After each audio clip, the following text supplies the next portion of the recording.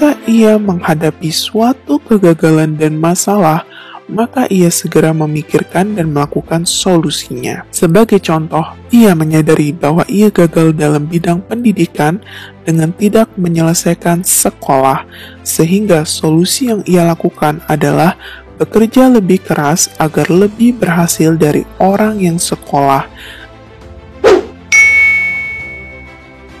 Susi Pujiastuti lahir di Pangandaran pada tanggal 15 Januari 1965.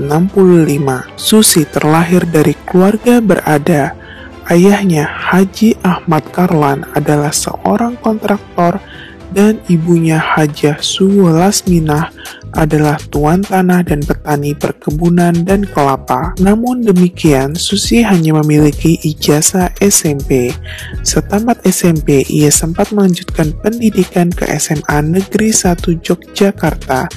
Namun pada saat kelas 2 SMA, ia berhenti sekolah karena menurutnya sekolah tidak cocok untuknya. Seputus sekolah, Susi menjual perhiasannya dan mengumpulkan modal sebesar Rp750.000 untuk menjadi pengepul ikan di Pangandaran pada tahun 1983. Bisnisnya berkembang hingga pada tahun 1996, Susi mendirikan pabrik pengolahan ikan PT Asi Pujiastuti Marine Product dengan produk unggulan berupa lobster yang diberi merek Susi Brand. Pada tahun 2004, Susi memutuskan membeli sebuah pesawat seharga Rp20 miliar untuk mengangkut lobster dan ikan segar tangkapan nelayan dari Pangandaran ke Jakarta.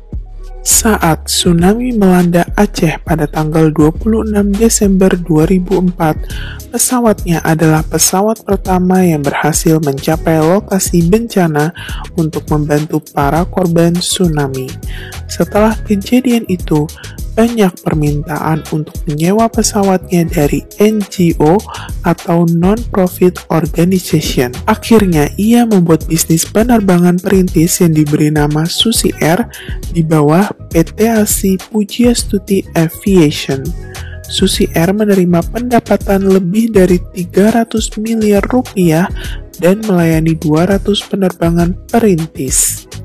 Pada tahun 2008, ia mengembangkan bisnis aviasinya dengan membuka sekolah pilot Susi Flying School melalui PT Asi Pujiastuti Flying School.